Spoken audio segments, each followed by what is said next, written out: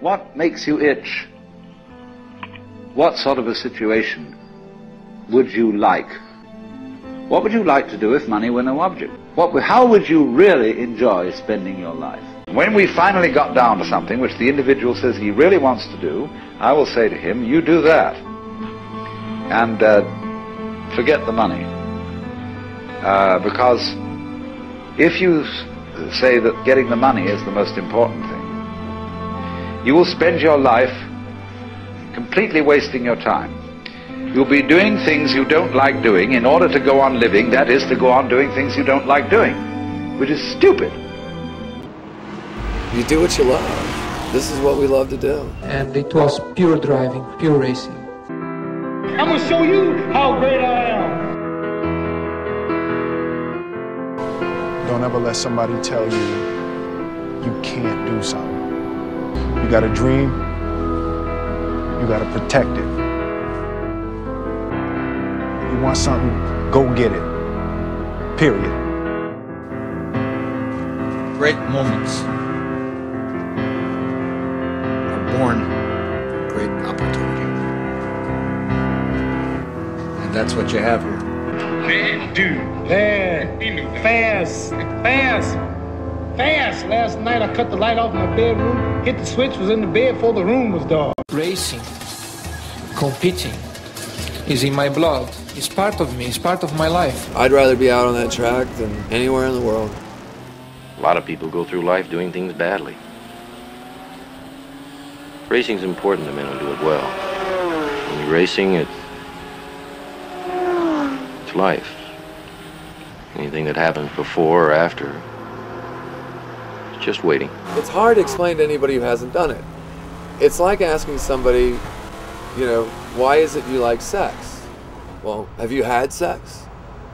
Well, there you go. Well, I think a racing car is something very special, almost like a woman. It's very sensitive, it's very nervous, it's very highly strung. Sometimes, to get the best out of it, you have to coax it and almost caress it to do the things you want it to do. You think you have a limit. As soon as you touch this limit, something happens and you suddenly can go a little bit further. With your mind power, your determination, your instinct, and the experience as well, you can fly very high.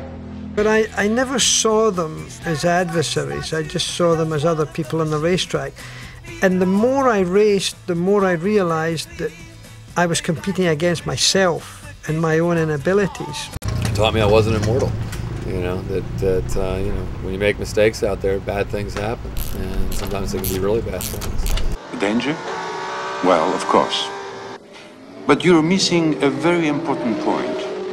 I think if any of us imagined, really imagined, what it would be like to go into a tree at 150 miles an hour, we would probably never get into the cars at all. None of us. So it has always seemed to me that to do something very dangerous requires a certain absence of imagination. Maybe to do something that brings you so close to the possibility of death and to survive it is to feel life and living so much more intensely. By being a racing driver, you are under risk all the time. And by being a racing driver means you are racing with other people. And if you no longer go for a gap that exists, you're no longer a racing driver. It's hard to describe the feeling of accomplishment when everything goes well, and just the pride that you can have in yourself and the team, because it takes a lot of work to get to these races and a lot of work to get to a podium, or the camaraderie that we have with each other, just being able to spend 4 days away from home where it's just the guys and hanging out and having fun and doing something that we love. It's going fast, man. I think it probably boils down to just going fast. I want to go fast. I want to see him go fast. I want to be a part of that fastness. Winning is not a sometime thing, it's an all the time thing. You don't win once in a while, and you don't do things right once in a while. You do them right all the time. Winning is a habit. Or why I win more races than other drivers. I think it's because of preparation, it's because of management, it's because of teamwork, really. Be able to go out with guys you really love and be able to accomplish something as a team, and to be able to accomplish that with guys you really care about and really love is an amazing feeling. It really is. And it's a great family that we've got, that we do this with. You know, when you get old in life, you find out life's this game of inches. The margin for error is so small. I mean, 1/2 step too late or too early, and you don't quite make it. 1/2 second too slow, too fast, you don't quite catch it. The inches we need are everywhere around us. Hell yeah. They're in every minute, every second. On this team, we fight for that inch. On this team, we tear ourselves and everyone else around us to pieces for that inch. We claw with our fingernails for that inch. Because we know when we add up all those inches, that's gonna make the fucking difference between winning and losing.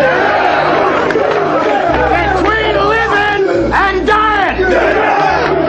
I'm still willing to fight and die for that inch.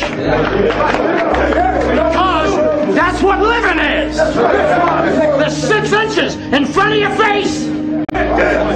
You gotta look at the guy next to you. Look into his eyes. Now I think you're gonna see a guy who will go that inch with you.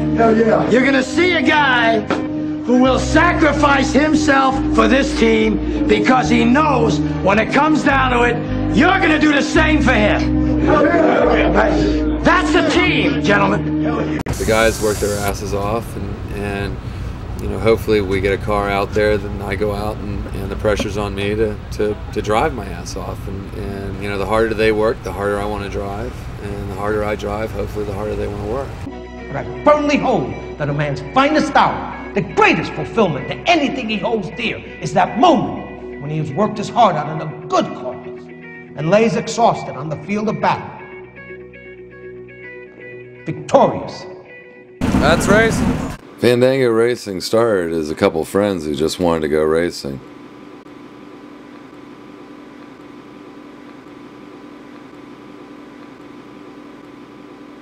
Amazingly, after all these years, we're still friends.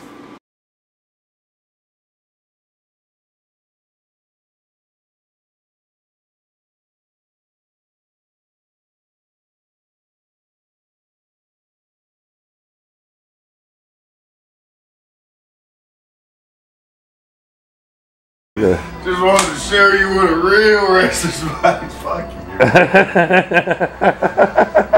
you.